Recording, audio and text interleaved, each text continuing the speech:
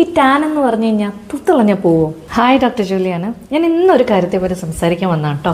പല ക്രീമുകളും മാർക്കറ്റിൽ പരസ്യമായിട്ട് വരുന്നുണ്ട്.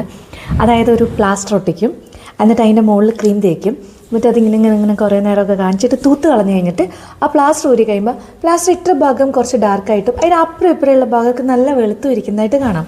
അപ്പം ഇങ്ങനത്തെ പരസ്യങ്ങളൊക്കെ കാണുമ്പോൾ തന്നെ ആൾക്കാർക്ക് ഓൾറെഡി ആഗ്രഹമുണ്ട് ടാനൊക്കെ വന്നു കഴിഞ്ഞാൽ അപ്പം തന്നെ പോകണം എന്നുള്ളത്.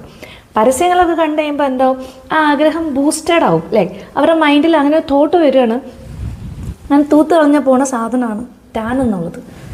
ഓക്കെ, അപ്പോൾ ശരിക്കും ടാൻ എന്ന് പറഞ്ഞാൽ എന്താ? നമ്മുടെ മെലാനിൻ എന്ന് പറയുന്നത്, അതായത് നമ്മൾ ടാൻ അല്ലെങ്കിൽ നമ്മുടെ കറുത്ത കളർ, നമ്മുടെ ഓരോരുത്തരുടെയും കളർ ഡിറ്റർമൈൻ ചെയ്യുന്നതൊക്കെ നമ്മുടെ സ്കിന്നിൽ മെലാനിൻ്റെ അളവാണ്.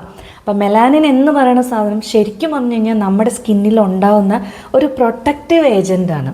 അതായത് നമ്മുടെ കോശങ്ങൾക്കകത്തിരിക്കുന്ന ന്യൂക്ലിയസ് എന്ന് പറഞ്ഞിട്ടുള്ള സാധനത്തിനെ പ്രൊട്ടക്റ്റ് ചെയ്തുകൊണ്ട് ഒരു കൊട പോലെ നിൽക്കുന്ന ഒരു പിഗ്മെൻറ്റ് കളക്ഷനാണ് മെലാനിൻ എന്ന് പറയുന്നത്. അപ്പം നമ്മുടെ സ്കിൻ എത്രമാത്രം എക്സ്പോസ്ഡ് ടു ഇൻസൾട്ട്സ്, എത്രമാത്രം എക്സ്പോസ്ഡ് ടു UV റേസ്, അതനുസരിച്ചിട്ട് നമ്മുടെ സ്കിന്നിന് കുറച്ച് ലെയേഴ്സ് ഉണ്ട്.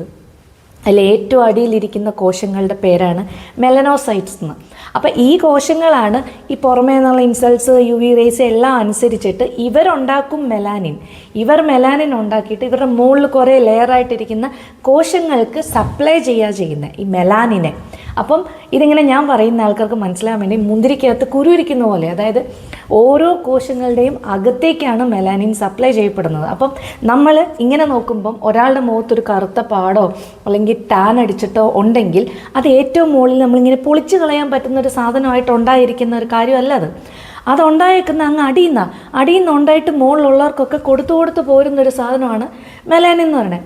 It's A natural sunscreen.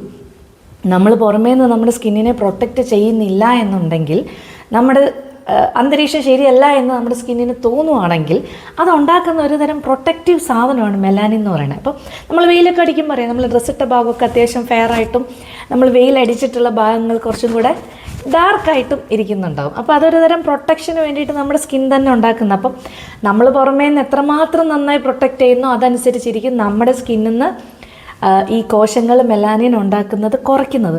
അപ്പോൾ ഒരു ടാൻ അടിച്ചു കഴിഞ്ഞാൽ ഈ ലെയേഴ്സിൽ ഫുൾ ഇത് സംഭവിക്കുക. അല്ലെങ്കിൽ നമ്മുടെ സ്കിൻ ഡാർക്ക് ആണെങ്കിൽ നമ്മുടെ മുകളിലത്തെ ലെയർ മുകളിൽ താഴത്തെ ലെയർ വരെയും ഒരേ കളർ തന്നെയാണ് വരുന്നത്. അപ്പോൾ അത് മുകളിൽ നിന്ന് ചെറുണ്ടിയാലോ തൂത്താലും പെറുക്കിയാലോ ഒന്നും പോണ സാധനമല്ല ടാൻ എന്ന് പറയുന്നത്. അത് പോകണമെന്നുണ്ടെങ്കിൽ അവിടെ മെലാനിൻ ഉണ്ടാക്കുന്ന ആ പ്രോസസ്സിൽ ചെറിയൊരു ഇൻഹിബിഷൻ നടക്കണം, ഒരു തടസ്സം നടക്കണം. ഇനി മനസ്സിലാവുന്ന ഭാഷയിൽ പറഞ്ഞു കഴിഞ്ഞാൽ ഈ പ്രോഡക്റ്റ്സ് ഉണ്ട്, glycolic acid, kojic acid, tranexamic acid, glutathione, അങ്ങനെ കുറേ ആൽഫ ആർബൂട്ടിൻ, കുറേ പ്രോഡക്റ്റുകളുണ്ട്. ഇവർ നമ്മുടെ സ്കിന്നിൽ നമ്മൾ അപ്ലൈ ചെയ്ത് ഇവർ അതിൻ്റെ അകത്ത് ഇൻകോപ്പറേറ്റഡ് ആയി അടിയിൽ ചെന്നിട്ട് ഈ മെലനോസൈറ്റ്സിനോട് പറയും കുറച്ച് മെലാനിൻ ഉണ്ടാക്കുന്നത് കുറയ്ക്കുമെന്ന്, അല്ലെങ്കിൽ ആ പ്രോസസ്സിൽ കുറച്ച് കുറവ് വരുത്തുക ചെയ്യുന്നത്. It's A very slow process. നമ്മുടെ സ്കിന്നിന് ഒരു സൈക്കിൾ താഴേന്ന് മുകളിലെത്തി ഡെഡ് സ്കിന്നായിട്ട് പൊഴിഞ്ഞു പോകാൻ തന്നെ ഒരു മാസമൊക്കെ ഏകദേശം എടുക്കും. അപ്പോൾ ഈ പ്രോസസ്സിന് ഇടയ്ക്ക് നമ്മുടെ സ്കിന്നിനെ ഉപദ്രവിക്കാതെ നടക്കുന്ന ഒരു കാര്യമാണ് മെലാനിൻ കുറയ്ക്കുക എന്നുള്ളത്. എന്താണ് അപ്പോൾ നമ്മൾ ടാനൊക്കെ വന്നാൽ ചെയ്യുക? അപ്പോൾ എന്നെ കാണാൻ വരുന്നിടത്ത് ഞാൻ എപ്പോഴും പറയലുണ്ട്, നമുക്ക് ഭയങ്കരമായിട്ടുള്ള ക്ഷമ ആവശ്യമുണ്ട് ഇതിനൊക്കെ. കാരണം ഓൾറെഡി ദിസ് ഈസ് അസ്, നമ്മളിപ്പോൾ ഇങ്ങനെയാണ് നിലവിൽ, this is our neutral state. ഇതിൽ നിന്ന് നമ്മളൊരു ചേഞ്ച് വരുത്താൻ ആഗ്രഹിക്കുന്നുണ്ടെങ്കിൽ നമ്മൾ നമ്മുടെ ടൈം ഇൻവെസ്റ്റ് ചെയ്യണം, കുറച്ച് ടൈം ഇൻവെസ്റ്റ് ചെയ്യണം, ചെറിയൊരു എഫേർട്ട് ഇൻവെസ്റ്റ് ചെയ്യണം. നമ്മളൊരു ജേർണി ആയിട്ട് കാണുക.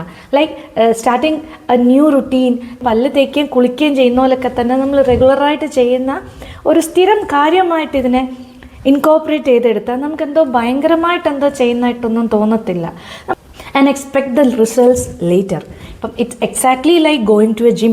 നമ്മളൊരു ജിമ്മിൽ പോകുമ്പോൾ നമുക്ക് 1 മാസത്തിലോ 2 മാസത്തിലോ ഒന്നും ആയിരിക്കത്തില്ല നമുക്ക് റിസൾട്ട് കിട്ടുന്നത്. പക്ഷേ നമ്മൾ ആദ്യത്തെ ദിവസം ഇട്ട പോലത്തെ എഫേർട്ട് തന്നെ നമ്മൾ വീണ്ടും ഇട്ട് പിന്നെ ചിലപ്പോൾ കൂട്ടി ഇട്ടിട്ടൊക്കെ ആയിരിക്കും നമുക്ക് അൾട്ടിമേറ്റ്ലി ഒരു റിസൾട്ട് കിട്ടുക. പക്ഷേ അത് അങ്ങനെ ആണെന്നുള്ള കാര്യം എല്ലാവർക്കും അറിയാം.